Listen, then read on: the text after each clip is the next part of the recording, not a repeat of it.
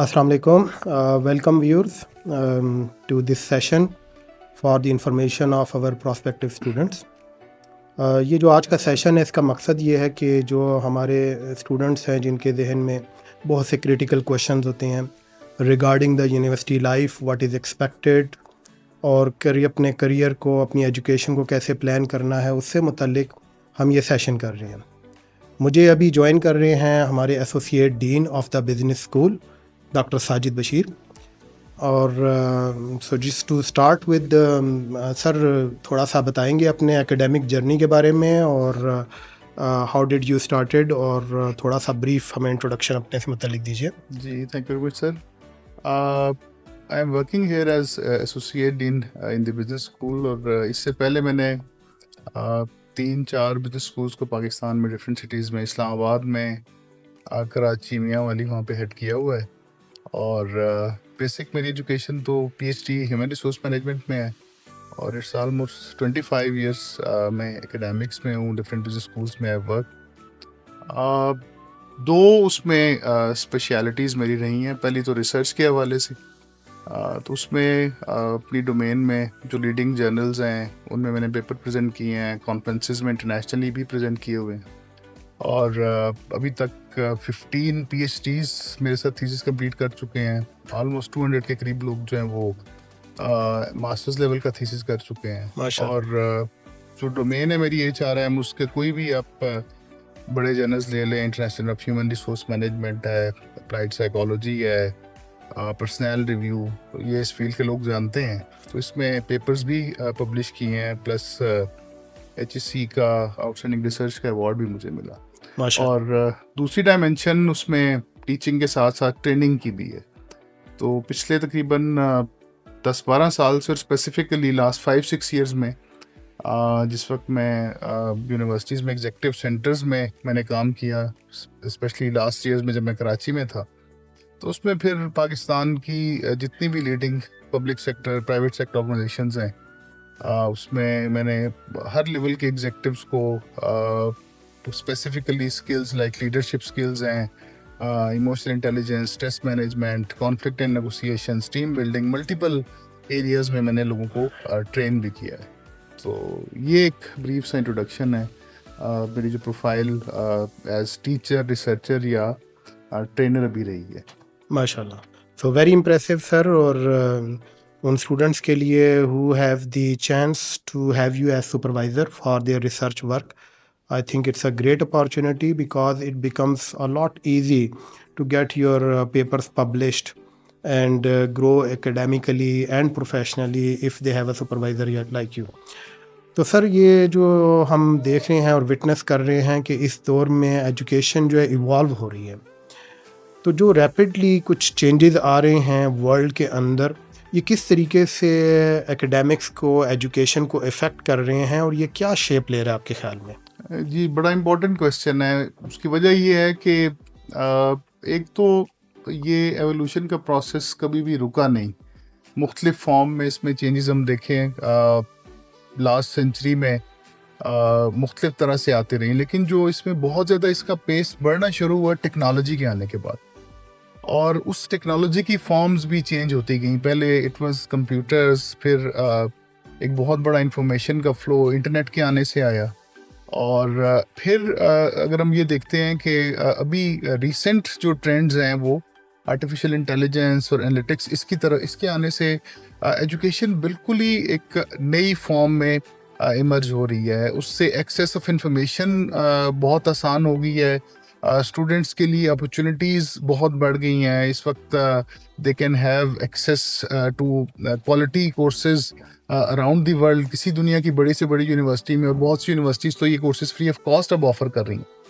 तो जो डायनामिक्स हैं क्लासरूम टीचिंग के, उसके साथ साथ जो हम डिफरेंट टूल्स यूज़ करते हैं वो भी चेंज हो रहे हैं। उसके साथ साथ जो डिसिप्लिन्स हैं उनमें भी बहुत बड़ी एक चेंज आ रही है। अगर मैं स्पेसिफिकली बिजनेस की बात करूं, तो हमारे जो ट्रेडिशनली हम सब्जेक्ट्स, चाहे वो फाइनेंस है, HR है, मार्केटिंग है, सप्लाई चेन, जितने भी हम सब्जेक्ट्स पढ़ते हैं वो कोर तो उनका वही रहा है, लेकिन टेक्नोलॉजी के आने से उनका एक नई फॉर्म में वो इमर्ज हुए हैं, और इसलिए फिर इस फील्ड के जितने भी प्रोफेशनल्स हैं उन्हें अपनी स्किल्स को अब अपग्रेड करना पड़ रहा है। अदरवाइज आपके पास कोर एचआर की स्किल तो हो सकती है, लेकिन आप अगर उसको टेक्नोलॉजी के साथ मर्ज नहीं कर रहे तो फिर आपके लिए सर्वाइव करना वो डिफ़िकल्ट हो जाएगा। तो इसलिए ओवरऑल हर डोमेन के अंदर अगर हम उसे साइंसेस के अंदर देख लेते हैं, इवन सोशल साइंसेस के अंदर देखें, हर जगह इस टेक्नोलॉजी के आने से एजुकेशन जो है ना वो बिल्कुल रीशेप हुई है। और स्पेसिफिकली क्योंकि हमारी डोमेन बिजनेस से मुतालिक है,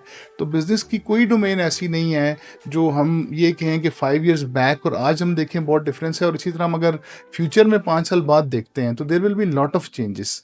तो इसमें बहुत ही जो एक रैपिड चेंजेस की वजह से it has become a challenge for universities as well and even students as well कि हमने किन स्किल्स की तरफ जाना है, कौन सी ऐसी चीज़ें हैं, ऐसी स्किल्स हमने डेवलप करनी है जो आज भी रेलेवेंट हों, और मे बी हम जब डिग्री कंप्लीट करते हैं तो उस वक्त तक वो कैसे रेलेवेंट रहेंगी। ये आई थिंक एक बड़ा चैलेंज इस वक्त एजुकेशनल इंस्टीट्यूशंस को और स्टूडेंट्स दोनों को फेस करना पड़ रहा है। तो what I am getting from your answer is कि एआई शेप तो कर रहा है चीज़ों को, बट ज़रूरत इस चीज़ की है कि स्टूडेंट्स जो हैं वो इस टेक्नोलॉजी को अडॉप्ट करें। तो अगर हम स्पेसिफिकली बात करें कि आर्टिफिशियल इंटेलिजेंस जो है वो अब some time people are seeing AI as a threat to maybe certain business careers and jobs. तो अगर स्टूडेंट्स जो हैं ये कम्पेटिटिव रहना चाहते हैं, जैसा कि आपने कहा कि वो आने वाले टाइम के लिए उनकी स्किल इस्तेमाल हो रही हो, तो ऐसे कौन से आप एरियाज़ जो हैं वो पिन पॉइंट कर सकते हैं, से for example leadership, communication and emotional intelligence, कि जिन पर फोकस करते हुए लोग टेक्नोलॉजी और अपनी एजुकेशन का एक कम्बिनेशन इस तरह बनाएं कि वो कम्पेटिटिव भी रहें और एक अच्छे बिजनेस लीडर के तौर पर सामने आएँ? अच्छा, ये क्वेश्चन कोई नया नहीं है। अगर हम इसे कोई 200-300 साल पीछे ले जाए ना, जब इंडस्ट्रियल रेवोल्यूशन आई तो उस वक्त भी दुनिया में सब लोग परेशान थे कि मशीन्स इंसानों को रिप्लेस कर देंगी। मशीन्स आई लेकिन इंसान की इंपॉर्टेंस ख़त्म नहीं हुई।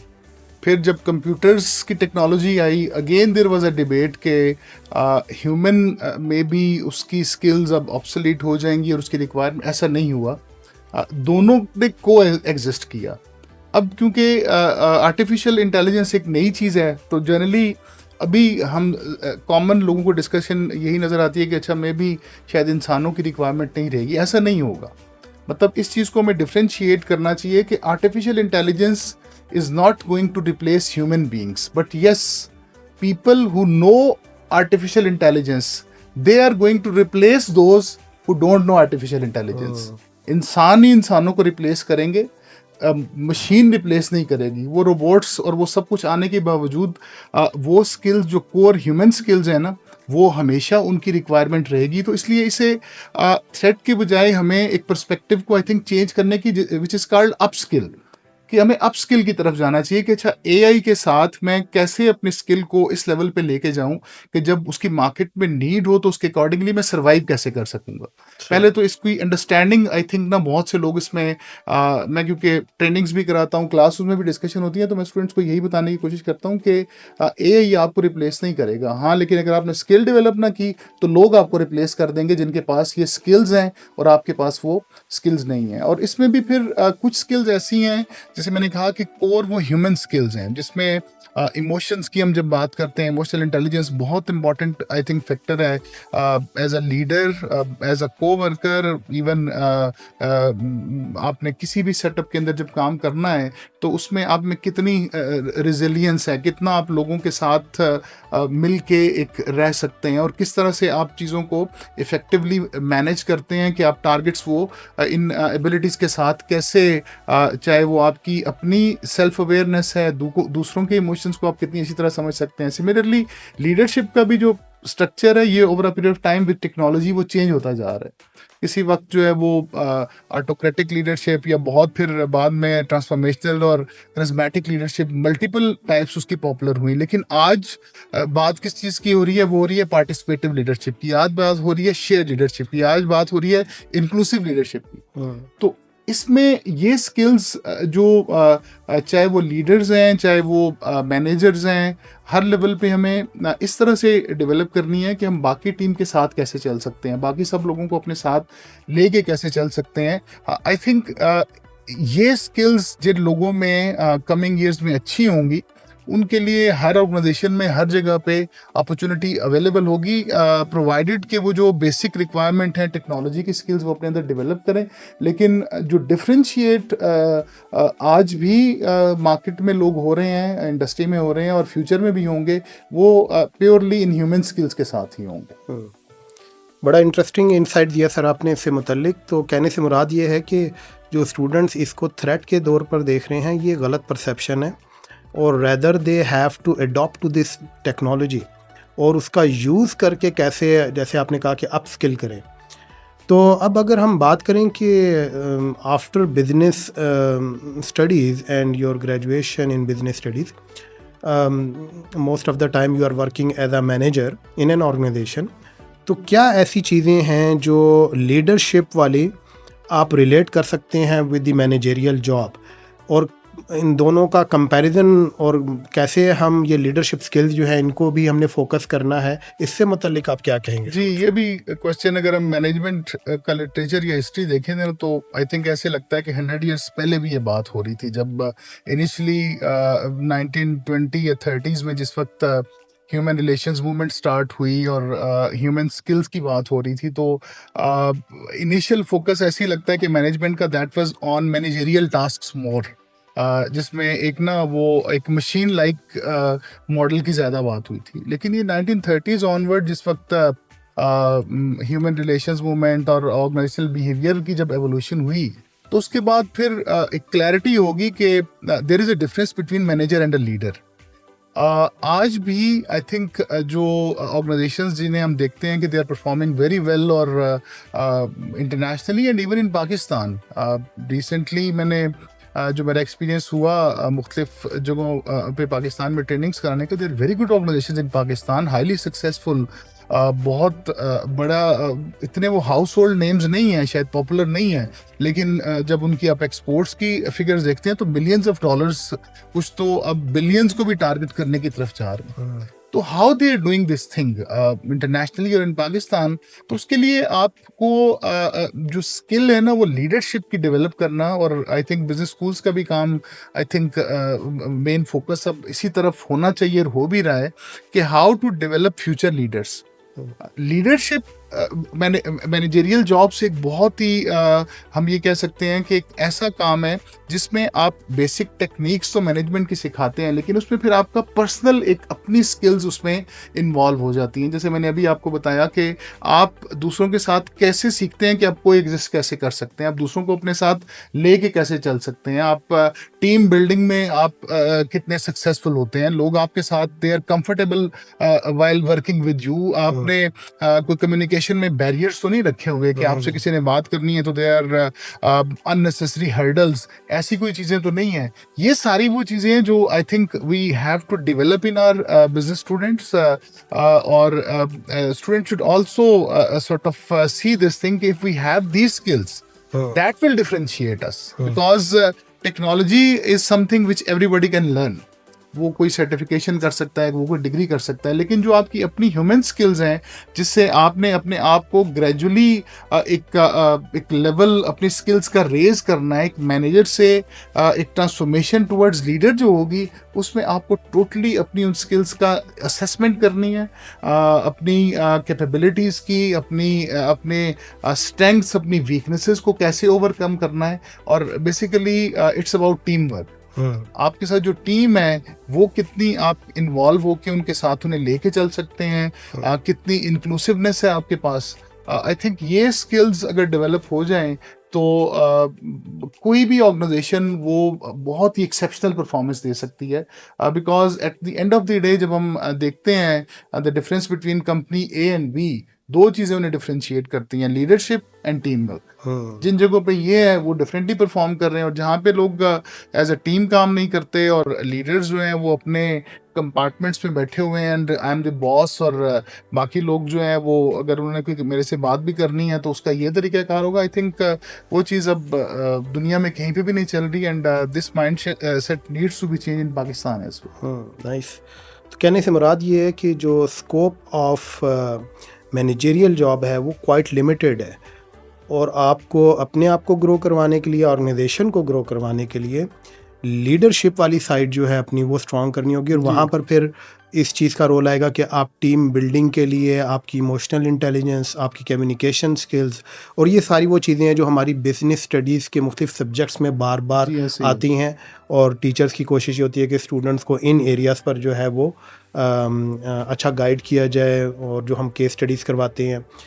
तो सर अब अगर हम मूविंग ऑन, अगर हम बात करें अपने हमारे इकरा बिज़नेस स्कूल में MBA प्रोग्राम, MS और PhD की, तो स्टूडेंट्स जो हैं वो बाज़ औक़ात अनश्योर होते हैं कि इसमें से कौन सा प्रोग्राम है जो उन्हें सूट कर रहा है। तो इससे मुतल्लिक आप स्टूडेंट्स को क्या गाइडलाइन देंगे कि वो किस तरह पिक करेंगे विच programme is right for them? अच्छा, इसका आंसर भी बहुत सब्जेक्टिव है।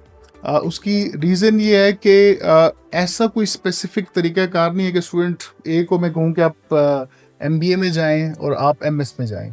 ये स्टूडेंट की अगेन अपना एप्टीट्यूड और अपना एक पर्सपेक्टिव कि मैंने फ्यूचर में क्या करना है उसके ऊपर बहुत डिपेंड करता है।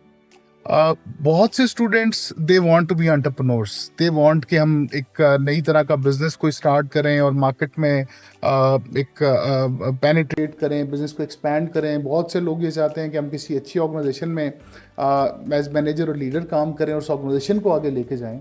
तो अब यहाँ पे स्किल्स और तरह के रिक्वायर्ड हैं। ये मैनेजरियल, जैसे हमने बात की, लीडरशिप स्किल्स चाहिए, लोगों को अपने साथ लेके चलना है, और वो स्किल्स आप किसी भी डोमेन में हैं वो डेवलप करने के लिए फिर आपको you should focus on the MBA degree, because MBA degree का फोकस ये जो इंडस्ट्री में जो स्किल्स रिक्वायर्ड होती हैं ये वो स्किल्स हैं।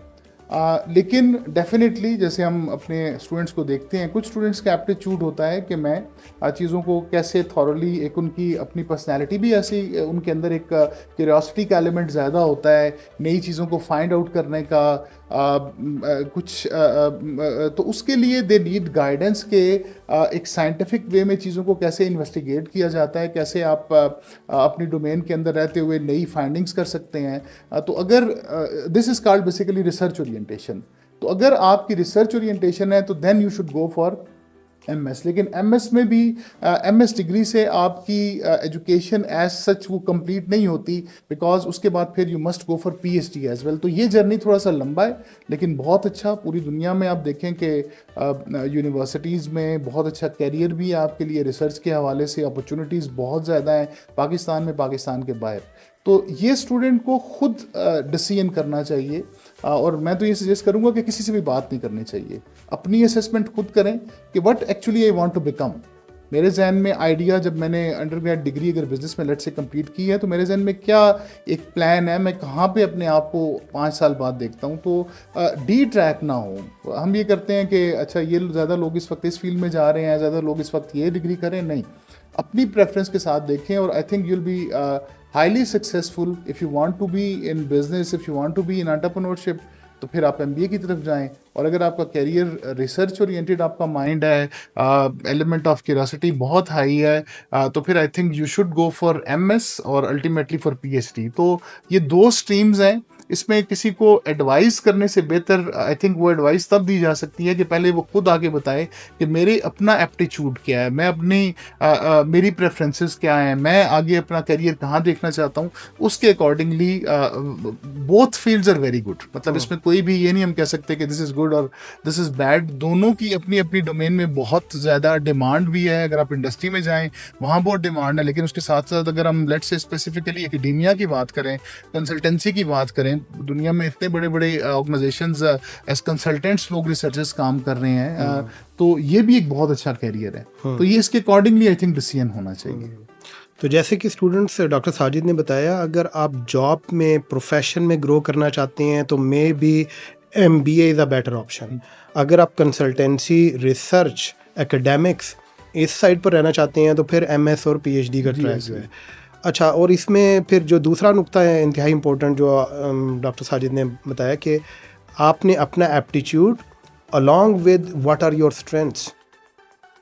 तो अब रिसर्चर के तौर पर ज़ाहिर बात है रिसर्च के लिए रिसर्च की एबिलिटीज़, आपका जो एनालिसिस है डाटा का, ये एबिलिटीज़ आपकी ज़ाहिर बात है बहुत अच्छी होनी चाहिए। तो सर अगर हम बात करें इकरा यूनिवर्सिटी का जो MBA प्रोग्राम है, इसमें हम क्या स्पेशलाइजेशंस ऑफ़र कर रहे हैं, उनके मतलब थोड़ा सा स्टूडेंट्स को गाइड करेंगे। जी, इकरा यूनिवर्सिटी अगर हम देखें ट्विन सिटीज़ में, I think it is one of the oldest business program जो यहाँ पे इट इज़ ऑलमोस्ट 25 ईयर्स हम यहाँ पे बिजनेस डिग्रीज ऑफर कर रहे हैं, और MBA प्रोग्राम को भी इतना टाइम हो गया, और माशाल्लाह बहुत अच्छा हमारे एलुमनाई मार्केट में वेल प्लेस्ड है, बहुत अच्छी जगह पे काम भी कर रहे हैं। तो उसकी बेसिक रीज़न यही है कि हमारा जो MBA प्रोग्राम वो बहुत ही एक डिज़ाइन ऐसे किया गया है कि वो सारी स्किल जो इंडस्ट्री की इस वक्त नीड है उसके अकॉर्डिंगली हम इस प्रोग्राम को डिज़ाइन करते हैं। मसलन उसमें कुछ में अगर मैं आपको एग्जांपल दूं, हम बहुत ज़्यादा फोकस उनकी कम्युनिकेशन स्किल्स के ऊपर करते हैं, because being a manager this is the most important ability which you need.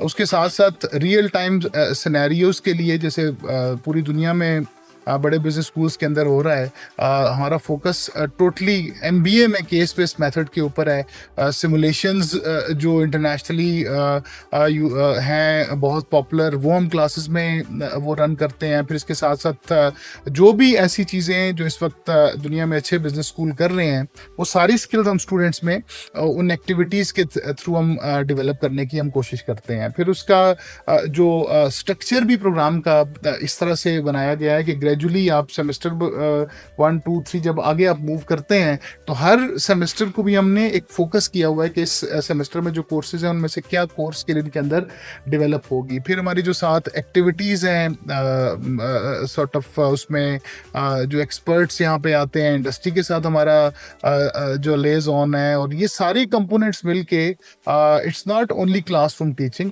I think मुझे तो ऐसे लगता है कि हमारा जो फोकस क्लासरूम्स के अलावा जो इंडस्ट्री और इन एक्टिविटीज़ पे शायद क्लासरूम टीचिंग से ज़्यादा होता जा रहा है, विच इज़ द रिक्वायरमेंट, ताकि व्हेन स्टूडेंट कंप्लीट से डिग्री तो उसे पता होगा कि मैंने किस इन्वायरमेंट में जाना है, ऑर्गेनाइजेशंस कैसे वर्क कर रही हैं, वहाँ की रियलिटी क्या है। बिकॉज बुक्स में जो दुनिया हमें नज़र आती है वो अक्सर इंडस्ट्री उससे डिफरेंट है, और ख़ास तौर पे क्योंकि हमारे बहुत सा करिकुलम जो है वो इंडिजिनस नहीं है हमारे पास अवेलेबल, और वो जब स्टूडेंट्स रियलिटी में इंडस्ट्री में जाते हैं तो और सिचुएशन नज़र आती है। तो उसके लिए फिर हमने बहुत सी आई थिंक इंटरवेंशंस की है, जिसमें से एक इंटरवेंशन ये भी है कि लोकल केस स्टडीज़ हमने डेवलप की हैं पाकिस्तानी ऑर्गेनाइजेशन से मुतालिक, और जो लीडिंग ऑर्गेनाइजेशंस हैं वो हमारी फैकल्टी खुद उन्हें डेवलप किया। तो हम कोशिश ये करते हैं कि हम लोकल केस स्टडीज़ पे ज़्यादा फोकस करें। उन्हीं कंपनीज़ में अक्सर हम वो केस जब पढ़ाते हैं तो उसी कंपनी के अगर वो यहाँ पे अवेलेबल हैं, ख़ासतौर पे ट्विन सिटीज़ से, हम उनके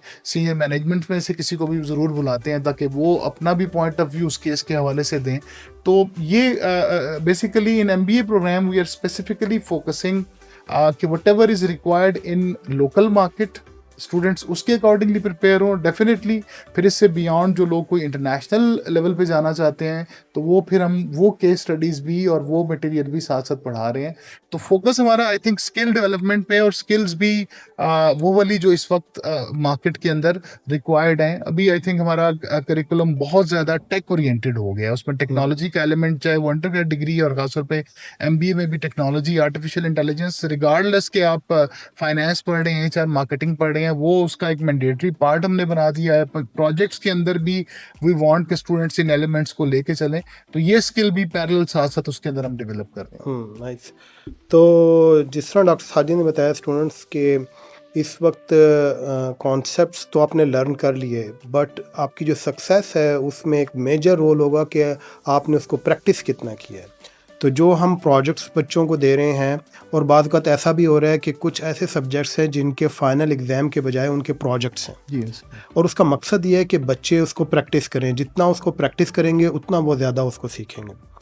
तो सर अगर ये हम MBA स्पेशलाइजेशंस की बात करें इन टर्म्स ऑफ के किस स्पेशलाइजेशन की आगे डिमांड कितनी है, नंबर 1, और फिर उसमें करियर अपॉर्चुनिटीज़ कितनी प्रॉमिसिंग है, ताकि बच्चे फिर ये देखते हुए एक अपनी स्ट्रैटेजी बनाएं कि उन्होंने किस स्पेशलाइजेशन की तरफ जाना है। इससे मुतालिक आप क्या जी, कहेंगे? जैसे हमारे पास अभी इस वक्त बहुत ही एक डाइवर्स एमबीए प्रोग्राम ऑफर हो रहे हैं। हम कुछ तो ट्रेडिशनल बहुत टाइम से, जैसे हम मार्केटिंग, एचआर, फाइनेंस में स्पेशलाइजेशन करवा रहे थे, लेकिन अब हमने इसमें फिनटेक को, जो फाइनेंस की एक टेक्नोलॉजी के साथ और एआई के साथ मिलके स्पेसिफिकली फिनटेक में अब हमने स्पेशलाइजेशन स्टार्ट कर दी है। बिजनेस एनालिटिक्स में हम करवा रहे हैं। सप्लाई चेन मैनेजमेंट, तो एक तो बहुत ज़्यादा एक स्टूडेंट के पास ना एक डाइवर्सिटी है कि किस डोमेन में वो जाना चाहते हैं, उसके अकॉर्डिंगली वो अपना एमबीए का प्रोग्राम वो सिलेक्ट करें और उसमें दे कैन वर्क। अब जो डिमांड है, अगेन इसका एज सच कोई स्पेसिफिक आंसर नहीं है, बिकॉज हर फील्ड, हर स्पेशलाइजेशन इस वक्त मार्केट में उसकी डिमांड है। If you are good in finance, finance के एक्सपर्ट्स की हमेशा वैल्यू रही है, आज भी रहेगी। If you are good in marketing और इन एचआर, तो ये अब डिपेंड करता है, जो मैं पिछले क्वेश्चन की तरह बात करूंगा कि आपका एप्टीट्यूड किस फील्ड में है। एक तो उसमें जाए। हाँ, अब टेक्नोलॉजी के आने से इनकी शेप थोड़ी सी फील्ड्स की चेंज होगी। So if you are good in finance, लेकिन उसमें अगर आप एक ऐड कर लें कि if you are good in fintech as well, तो डेफिनेटली आप बहुत ज़्यादा वैल्यूएबल आपकी स्किल हो जाती है, नॉट ओनली इन पाकिस्तान बल्कि बाहर भी कंट्रीज के अंदर। ह्यूमन रिसोर्स मैनेजमेंट में आप अगर ह्यूमन रिसोर्स एनालिटिक्स और एच एनालिटिक्स और इन डोमेन्स को अगर आप ऐड करते हैं, तो वो फील्ड एक उसके साथ ना एक एडेड आपके साथ एडवांटेज हो जाता है। इसी तरह मार्केटिंग तो टोटली अब ट्रांसफॉर्म हो गई है towards digital marketing, social media marketing. ये स्किल्स टेक्नोलॉजी से रिलेटेड है। तो अपार्ट फ्रॉम दिस थिंग कि आप मार्केटिंग की थ्योरी और इन कंपोनेंट्स को समझते हैं, उसके बाद आप ये स्किल्स और ये हमारी सब स्पेशलाइजेशन के अंदर ये ऑलरेडी हमने जो कोर्सेज या करिकुलम डिज़ाइन किया, वो इसी तरह डिज़ाइन किया है कि हम बेसिक कॉन्सेप्ट के साथ साथ उस टेक्नोलॉजी को भी हम साथ ऐसे ऐड करते हैं कि students they become good experts of marketing technology और फिनटेक और एचआर और इवन इन सप्लाई चेन और जो भी डोमेन्स हैं, उसके अंदर टेक्नोलॉजी कंपोनेंट को भी हमने ऐसे मर्ज किया हुआ है कि स्टूडेंट इनेबल्ड है इस वक्त के वो किसी इन्वायरमेंट में जहाँ पे टेक्नोलॉजी बहुत ज़्यादा इस्तेमाल हो रही है, तो वो इफेक्टिवली काम कर सके। सो इन माय ओपिनियन इन सब फील्ड्स की डिमांड इस वक्त मार्केट में है। आप स्किल्स अच्छी तरह अपने अंदर डेवलप करें उस डोमेन की, तो आई थिंक अगर आपका फोकस जॉब करना है इंडस्ट्री में और अच्छी जगह पे, तो आई थिंक हर जगह there are places available for people having these skills. तो स्टूडेंट्स, जिस तरह के डॉक्टर साजिद ने बताया कि हर स्पेशलाइजेशन जो है उसका स्कोप है। जो ज़्यादा इम्पोर्टेंट चीज़ है वो ये कि आपका एप्टीट्यूड किस में है। जिस चीज़ में आपका एप्टीट्यूड होगा, आप उसमें ख़ुद अपनी जगह बना लेंगे।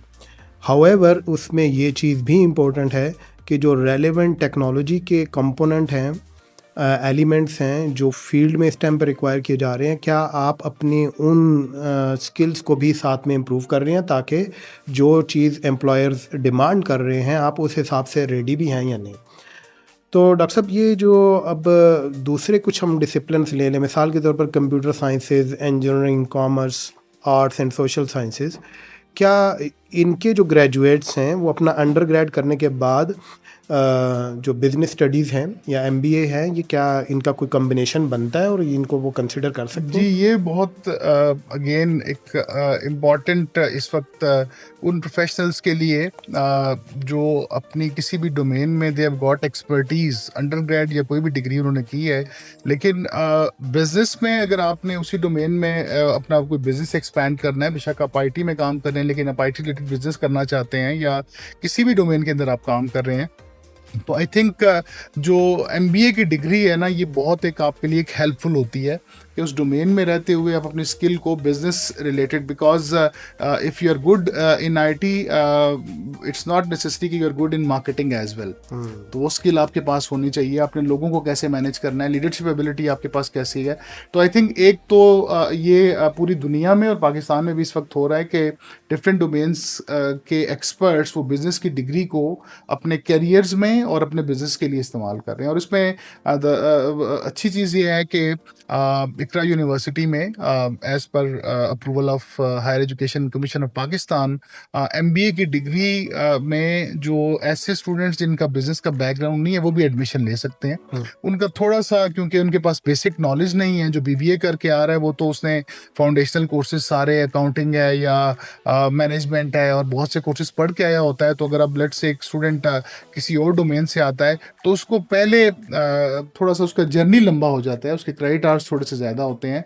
तो पहले उसके कुछ सेमेस्टर्स हम उसकी फाउंडेशन डेवलप करते हैं, उसमें जो business management, accounting, finance, HR इनके जो बेसिक कोर्सेज हैं वो पढ़ाए जाते हैं और आगे जाके फिर वो सिमिलर हो जाता है जो हमारे बिजनेस ग्रेजुएट्स की तरह है। तो उनका जर्नी थोड़ा सा लंबा है, उन्हें सेमेस्टर थोड़े से ज़्यादा लगाने पड़ते हैं, but definitely anyone having degree in any domain that's student can opt for MBA degree और इकरा यूनिवर्सिटी में we are offering this degree for them. So I remember one of my teacher mentioning कि one of the strongest किसी time पर जो combination रहा, मिसाल के तौर पर इंजीनियरिंग प्लस MBA का, कि क्योंकि engineers not all the life they will be working on their plant. If they want to grow and lead the organization, they will have to move into the head office and lead the project, and for that they need the management sciences knowledge. So that is very very important. तो sir अब ये जो हमारे पास जो MBA में बच्चे आते हैं, बाज़ बल्कि अक्सर औक़ात ये जॉब्स कर रहे होती हैं। अब ज़ाहिर बात है कि जॉब सेक्टर में भी प्रेशर होता है क्योंकि बाज़ औक़ात लेट ऑफिस सिटिंग भी होती है। So they find it hard to manage the study along with their work.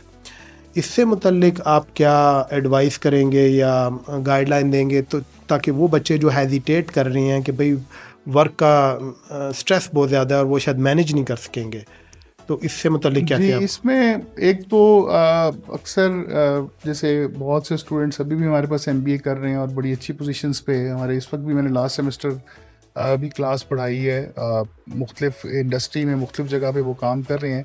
पहले तो आई थिंक ये कि हमारा एक साइकोलॉजिकल बैरियर ज़्यादा होता है कि how I am going to manage this thing, कि अब मैं जॉब कर रहा हूँ, उसके साथ एक डिग्री भी है, क्लासेस भी हैं, exam and so many things. I think firstly we need to overcome that barrier.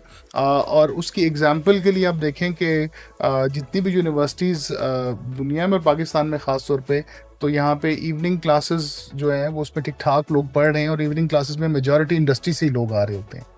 तो एक तो ये मैनेजेबल है। सेकंड थिंग इज़ के इस प्रोग्राम में हमने फ्लेक्सिबिलिटी वाला एलिमेंट डिफरेंट तरह से रखा हुआ है। एक तो क्लासेस इवनिंग में 6 to 9। हमें एडवांटेज H9 कैंपस में सबसे बड़ा ये है कि we are in the heart of Islamabad. जिस लोकेशन पे हम बैठे हैं, आप इस्लामाबाद में किसी भी जगह, यहाँ से I think it's not more than 10 minutes drive.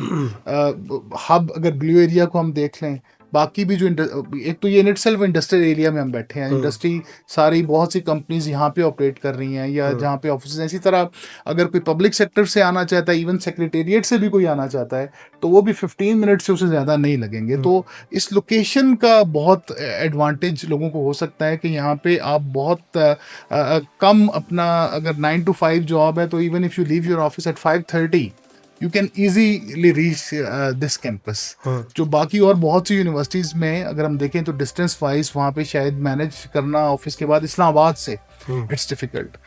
फिर फ्लेक्सिबिलिटी है कोर्सेज में, आप अपनी कन्वीनियंस देखें। इफ़ यू फील लाइक कि आप ज़्यादा कोर्सेज नहीं पढ़ सकते, थोड़ा सा डिग्री प्रोलॉन्ग तो होगी, लेकिन आप उसे अपनी कंफर्ट के अकॉर्डिंगली, जो डे आपको सूट करता है उस दिन कौन सी क्लासेस ऑफर हो रही हैं, तो वो बहुत, इसमें हमने एक फ्लेक्सिबिलिटी भी रखी हुई है स्टूडेंट्स के लिए, ताकि उसे हम और फिर दूसरी अच्छी बात यह है कि इवनिंग प्रोग्राम में, ऑल्दो हमारी अपनी परमानेंट फैकल्टी में भी जो लोग इंडस्ट्री का जिन्हें एक्सपोजर है वो ज़रूर MBA में पढ़ाते हैं, लेकिन हम इंडस्ट्री से बहुत अच्छे एक्सपर्ट्स को भी बुलाते हैं। तो ये इवनिंग में जो टीचर्स हैं ना, क्योंकि वो खुद इंडस्ट्री में रहे हैं, although they are now in faculty या इंडस्ट्री से आते हैं, तो वो इंडस्ट्री में काम करने वाले लोगों के प्रॉब्लम्स को समझते हैं। तो वो रिजिडिटी वाला एलिमेंट हमारे MBA प्रोग्राम में इस तरह से नहीं है कि हम जो उसे स्टूडेंट्स की प्रॉब्लम्स को भी समझते हैं, उनको जहाँ पे हम कहीं पे अकोमोडेट कर सकते हैं हम अकोमोडेट भी करते हैं। इन टर्म्स ऑफ कोर्स वर्क हो सकता है, कोई इश्यूज कभी आपके ऐसे हैं कि जिसमें लेट से आप एक सेमेस्टर में कोई ऐसी जॉब है कि आपकी कहीं पे और प्लेसमेंट हो जाती है, आपको कहीं जाना पड़ता है, तो सेमेस्टर ब्रेक्स या ऐसी भी फैसिलिटीज़ के थ्रू वो अपनी डिग्री कंप्लीट कर सकते हैं। इसकी एक कॉस्ट ज़रूर होती है कि डिग्री थोड़ी सी प्रोलॉन्ग हो जाती है, टाइम आपको ज़्यादा लगता है, but at least you can have a masters degree. देखें ना कि उसकी अपॉर्चुनिटी कॉस्ट तो है, लेकिन आप जब इस प्रोग्राम में इनरोल होते हैं तो आप कैरियर वाइज ये कितनी आपको हेल्पफुल होती है। जैसे आपने भी कहा कि अब ऑलमोस्ट हर फील्ड में हम मेडिकल के अंदर देख लें, इंजीनियरिंग के अंदर देख लें, आपकी बाज़ जगह पे तो आपको जो मैनेजरियल पोजीशन में प्रमोशन वो किसी ना किसी मैनेजमेंट डिग्री के साथ या ऐसी सर्टिफिकेशन के साथ उन्होंने रिलेट कर दी है।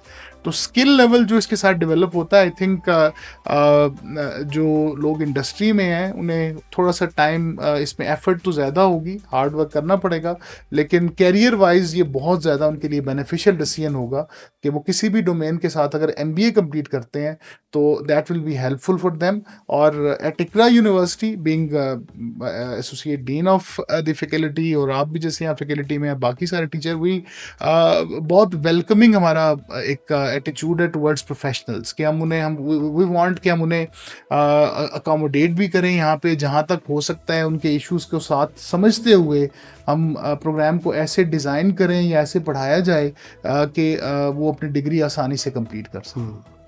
सो स्टूडेंट्स, जिस तरह के डॉक्टर साजिद ने बताया कि हम स्टूडेंट्स की इन लिमिटेशंस को देखते हुए अकॉर्डिंगली उन्हें एडजस्ट करने की पूरी कोशिश करते हैं, और जहां हमसे हेल्प आउट हो सकता है हम वो हेल्प आउट भी करते हैं।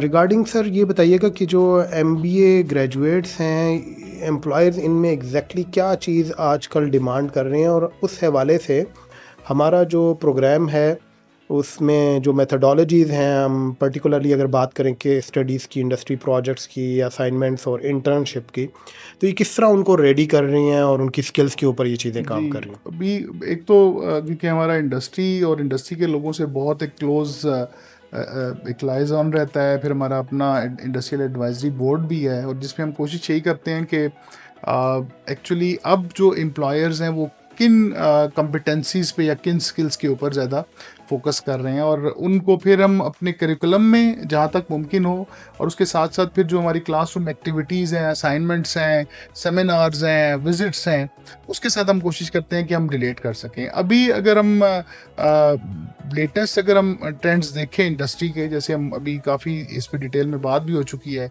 टेक्नोलॉजी के ऊपर लोगों का बहुत फोकस है।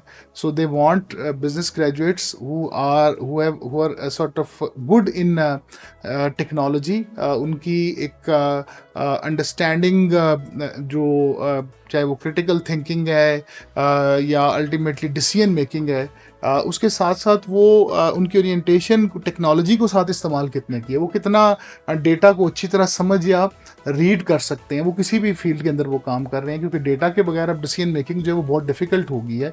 तो अब ये स्किल्स उनके ऊपर वो ज़्यादा फोकस करते हैं, और इसीलिए हमने फिर अपने प्रोग्राम्स में अपने करिकुलम में भी इन कोर्सेज को एक इंटीग्रल पार्ट बना दिया, और ख़ासतौर पे फिर उसके साथ साथ जो हम क्लासरूम एक्टिविटीज़, असाइनमेंट्स और इन चीज़ों के थ्रू भी हम कोशिश करते हैं कि जो इस वक्त लेटेस्ट ट्रेंड्स हैं मार्केट के अंदर, कि जब वो अगर जॉब करने जाएं तो उनसे पहली जो स्किल्स जिनके बारे में पूछा जाएगा या जिन स्किल्स को वहाँ टेस्ट किया जाएगा, वो सारी स्किल्स हम अपने कोर्सेज के थ्रू उनके अंदर हम ट्राइंग के वो ऐसे इनकलकेट करेंगे उनके अंदर के वो effectively whatsoever task is assign to them वो उसे कंप्लीट कर सकते। Very nice. तो सर ये जो अब हमारी बिजनेस एजुकेशन है, अगर हम बात करें इनोवेशन और एंटरप्रेन्योरशिप की, तो ये एजुकेशन क्या हमारे स्टूडेंट्स को rather than looking for a job entrepreneurs बनाने की तरफ भी जा रही है, और अगर जा रही है तो इसमें फिर AI, बिजनेस एनालिटिक्स या फिनटेक ये किस तरह रोल प्ले कर रहे हैं इन terms of creating the new opportunities for startups so that students can become a job creator rather than the job seeker? जी, तो इसमें जैसे एंटरप्रेन्योरशिप के हवाले से आप भी जैसे एक कोर्स पढ़ा रहे हैं और बेसिक हमारा फोकस आई थिंक बहुत ज़्यादा प्रैक्टिकल वर्क की तरफ है। और प्रैक्टिकल वर्क में ये है कि स्टूडेंट्स को हम जो प्रोजेक्ट्स दे रहे हैं वो रियल टाइम जो इंडस्ट्री बेस्ड प्रोजेक्ट्स हैं, ऐसे बिजनेसेस जिनकी इस वक्त डिमांड है। और बहुत से हमारे students during their studies they are successfully managing or running their businesses. Then after completion of degree, I think we have so many examples जहाँ पे हमारे स्टूडेंट्स जो हैं वो उन बिजनेस को बहुत सक्सेसफुली रन कर रहे हैं। तो आई थिंक इसमें जो ज़्यादा चीज़ ये मैटर करती है कि स्टूडेंट को अपॉर्चुनिटी कितनी मिलती है, आप क्लासरूम का इन्वायरमेंट। और इट्स नॉट ओनली कि it's about in the subject of entrepreneurship, even आप फाइनेंस भी पढ़ा रहे हैं तो एक एंटरप्रेन्योर को फाइनेंस का इस्तेमाल कैसा करना पड़ेगा, we focus on that thing. If you are talking about marketing, so it's not only कि how you will perform as marketing manager if you are doing your own business, how to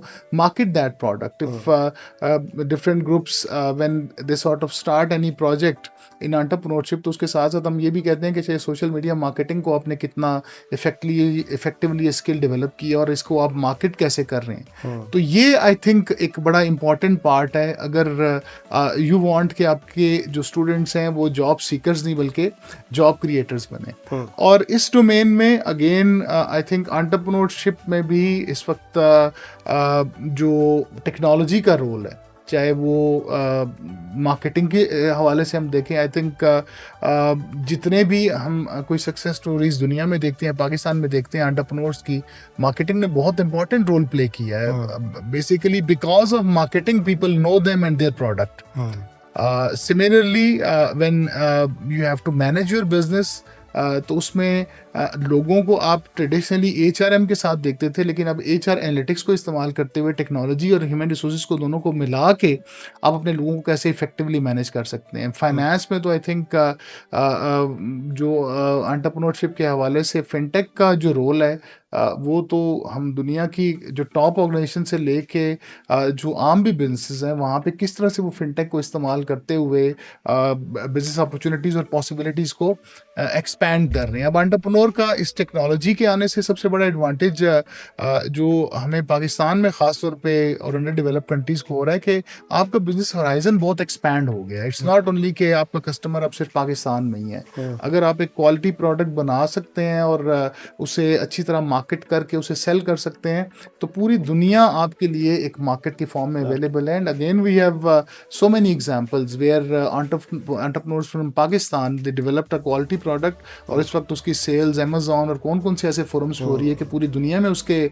buyers मौजूद हैं। तो I think technology again I would emphasize कि rather than treating this thing as a threat or problem, it is a big opportunity and big opportunity for countries like Pakistan, for entrepreneurs and businessmen in Pakistan, because traditional mode में आप देखें तो आपको अपनी product किसी और मुल्क में सेल करना that was almost impossible। अब इन प्लेटफॉर्म्स के थ्रू आप पूरी दुनिया में अपनी प्रोडक्ट मार्केट भी कर सकते हैं, वहाँ पे उसे सेल भी कर सकते हैं और आपके कस्टमर एक मुल्क नहीं 50 कंट्रीज़ में हो सकते हैं। तो ये बहुत बड़ी अपॉर्चुनिटी हमारे लोगों के पास और ख़ास तौर पे स्टूडेंट्स के पास है इस हवाले से। बिल्कुल बिल्कुल।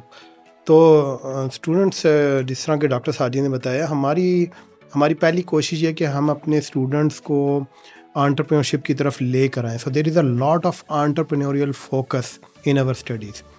और just to let you know, हम यहाँ हर सेमेस्टर में एक एंटरप्रेन्योरशिप गाला करते हैं जिसमें स्टूडेंट्स ड्यूरिंग द सेमेस्टर अपने एक आइडिया पर वर्क करते हैं and then they get a chance to showcase their idea in that event. तो यूँ समझे कि मार्केट में इंट्रोडक्शन के लिए हम एक प्लेटफॉर्म उन्हें प्रोवाइड कर रहे हैं along with mentoring by the experts and teachers to refine their business ideas. तो अब सर अगर हम बात करें कि वाई इकरा बिज़नेस स्कूल, बहुत सारी और भी यूनिवर्सिटीज़ हैं रावलपिंडी इस्लामाबाद रीजन के अंदर, ऐसी क्या क्वालिटीज़ हैं, ऐसे क्या एलिमेंट्स हैं जो इकरा बिज़नेस स्कूल को डिफरेंशिएट करते हैं from the rest of the market, तो इस हवाले से आप क्या कहेंगे? जी, इकरा बिजनेस स्कूल के आई थिंक कुछ ऐसे सर्टन कैरेक्टरिस्टिक्स क्वालिटीज़ कह लें आप, या यहाँ पे फैसिलिटीज़ हैं जो बहुत ही आइडियल या डिफरेंट हैं फ्रॉम अदर बिजनेस स्कूल। उसमें आई थिंक सबसे बड़ी स्ट्रेंथ हमेशा किसी भी एजुकेशनल इंस्टीट्यूशन के लिए उसकी फैकल्टी होती है। तो उसमें आई थिंक जो हमारे पास एक बड़ी फैकल्टी में एक डाइवर्सिटी है। हमारे पास बहुत अच्छे एक्सपर्ट्स फाइनेंस के भी हैं, एचआर के भी हैं, मार्केटिंग के भी हैं। इसके साथ साथ टेक्नोलॉजी की अगर हम डोमेन देखें तो टेक्नोलॉजी से रिलेटेड जो फैकल्टी की एक्सपर्टीज़ वो बहुत अच्छी है। अगर हम अपने एमएस के पीएचडी प्रोग्राम की बात करते हैं तो वहाँ पे आपको रिसर्च स्किल्स रिक्वायर्ड होती हैं। तो in that domain I think we are one of the best in maybe twin cities और पाकिस्तान। उसके लिए इजी तरीका डेफिनेटली स्टूडेंट्स के लिए यही है कि आप उन फैकल्टी मेंबर्स की प्रोफाइल चेक कर सकते हैं कि किन जर्नल्स में उन्होंने पब्लिकेशन की है, उनका काम देख के। तो एक तो हमारी बड़ी जो स्ट्रेंथ है वो हमारी फैकल्टी है, और फैकल्टी की इन्फॉर्मेशन हमारी वेबसाइट पे अवेलेबल है, उनकी एक्सपर्टीज़ उसमें, और उसके साथ साथ उनका जो इंडस्ट्री का एक्सपीरियंस है, और उसके साथ साथ उनकी रिसर्च प्रोफाइल्स किस तरह की हैं। सेकंड वो हमारा इंफ्रास्ट्रक्चर है, जो हमारे पास टेक्नोलॉजी के हवाले से जो लैब्स अवेलेबल हैं, क्लास रूम्स में जो स्मार्ट बोर्ड्स और इस तरह की जो फैसिलिटी अवेलेबल हैं, that again are quite unique. हमारे पास मैक लैब्स, डेल लैब, और जो जिस लेवल की टेक्नोलॉजी यहाँ पे हमारे पास अवेलेबल है, so it's a sort of invitation to all the students and their parents कि आप किसी भी वक्त हमारे कैंपस पे विजिट करें। और ये जो कुछ हम बात कर रहे हैं ना, आप फैकल्टी से भी मीटिंग करके डिस्कस कर सकते हैं, और उससे इंपॉर्टेंट ये इन फैसिलिटीज़ को आप विजिट करें, हमारी लैब्स को विजिट करें, हमारे पास जो टेक्नोलॉजी का इंफ्रास्ट्रक्चर है उसे आप देखें। ये एक दूसरा एडवांटेज है। तीसरा आई थिंक जो हमारा कैंपस है, इसकी लोकेशन भी मैं एक बहुत बड़ा, जैसे पहले कहा, एक एडवांटेज है। और कैंपस का जो स्ट्रक्चर बहुत पर्पस बिल्ट ये कैंपस बना हुआ है, जिसमें सिर्फ फोकस स्टडीज़ नहीं है। हमारे पास जो स्पोर्ट्स की फैसिलिटीज़ हैं स्टूडेंट्स के लिए, फुटबॉल की आप देख लें या वॉलीबॉल और बाकी गेम्स के हवाले से, तो स्टूडेंट के लिए ये सारी अपॉर्चुनिटी वी हैव ट्राइड कि इस कैंपस के अंदर इन सब को हम ऐसे एक मिला के, मर्ज करके लेके चलें कि ना सिर्फ इट्स देयर इंटेलेक्चुअल ग्रोथ और डेवलपमेंट, उसके साथ साथ फिजिकल और साइकोलॉजिकल ग्रोथ भी उनकी हो, और that is supported by out class facilities in the campus, technology infrastructure, and I think more importantly one of the best teachers of business you will find in this campus. So finally sir, I would like you to give a message to our prospective students and their parents कि वो अपने future को कैसे plan करें, कौन से ऐसे important elements हैं जिनको जहन में रखते हुए वो ये डिसीजन मेकिंग करें। तो आपका क्या फाइनल मैसेज होगा? मेरा मैसेज स्टूडेंट्स और पेरेंट्स, ऑल्दो दोनों एक डिफरेंट तरह की ऑडियंस है, पेरेंट्स के लिए आई थिंक इस वक्त बहुत एक इम्पॉर्टेंट ये है कि ऐसी फील्ड में उनके बच्चे जाएं जिससे वो एक अच्छा करियर फ्यूचर में उनका, चाहे वो बिजनेस स्टार्ट करें या किसी मैनेजरियल पोजीशन पे जाते हैं या इवन रिसर्च साइड पे जाते हैं, तो दे कैन हैव गुड अपॉर्चुनिटीज़। उस हवाले से उनके पास ये अपॉर्चुनिटी अवेलेबल है कि दे कैन विजिट अस। वो हमारे पास आके फैकल्टी से और हम सबसे इंटरेक्ट करके ये देख सकते हैं कि which type of programs we are offering और क्या क्या फैसिलिटीज़ और किस तरह की फैकल्टी यहाँ पे है। दूसरा आई थिंक पेरेंट्स के लिए एक इम्पॉर्टेंट फैक्टर जो इस वक्त एक ओवरऑल पूरी दुनिया में वो इकोनॉमिक चैलेंज है कि आपके लिए वो प्रोग्राम कितना अफोर्डेबल है। तो हमारा जो यूनिवर्सिटी का ओवरऑल अगर हम देखें मिशन में भी ये है कि हम एजुकेशन को अफोर्डेबल बनाना है, तो उस हवाले से भी हमारे पास बहुत अच्छी स्कॉलरशिप स्कीम्स यहाँ पे अवेलेबल हैं। स्टूडेंट मेरिट बेस भी हैं और उसके साथ साथ नीड बेस भी बहुत से प्रोग्राम जैसे चल रहे हैं, तो उनको भी आप एक्सप्लोर करें। You can come and discuss with us कि क्या पॉसिबिलिटीज़ उसके अंदर हो सकती हैं। और आई थिंक स्टूडेंट्स के लिए मैसेज सबसे इम्पॉर्टेंट यही है कि the most important thing today is your future, what you will become, how that university is going to transform you, what you want to become. तो उसके लिए उस यूनिवर्सिटी का ट्रैक, वहाँ का जो सिस्टम है, वहाँ के जो टीचर्स हैं, वहाँ की जो एलुमनाई है, आप ये ज़रूर देखें कि वहाँ पे एजुकेशन की क्वालिटी किस तरह की है, और वहाँ पे अभी तक जो उन्होंने कमिटमेंट्स लेट्स से अगर कोई की हैं, तो उनकी एलुमनाई इस वक्त कहाँ कहाँ पे प्लेस्ड है, किन किन जगहों पे वो जाके वो काम कर रहे हैं, जो इसी सिस्टम से गुजर के इस वक्त बहुत इंपॉर्टेंट पोजीशंस पे जो गए हैं। तो इस चीज़ को ज़रूर देखें कि उस यूनिवर्सिटी का के जो क्लेम्स हैं वो प्रैक्टिकली रियलिटी में वहाँ पे कितने एग्जिस्ट करते हैं। That's why I encourage parents and students कि इसका टेस्ट करना मुश्किल नहीं है। We are always welcoming parents and students कि वो यहाँ पे आएँ, विजिट करें, हमारे एडमिशन ऑफिस में आएँ, फैकल्टी से मीटिंग करें, they can visit the campus, and I think that will make decision making easy for them.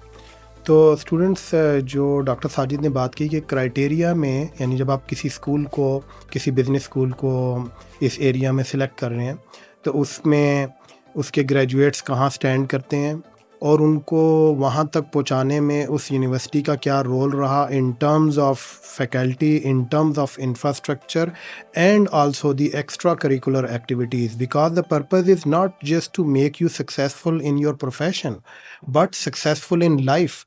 तो उस एंगल से हम यहाँ पर अगर आप बात करेंगे फैकल्टी की, अगर आप बात करेंगे टीचर्स की, एकेडमिक रिसोर्सेज की, इंफ्रास्ट्रक्चर की, तो आप देखेंगे कि हमारी यूनिवर्सिटी हर लिहाज से जितने भी बिजनेस स्कूल्स हैं उनमें स्टैंड आउट करेगी।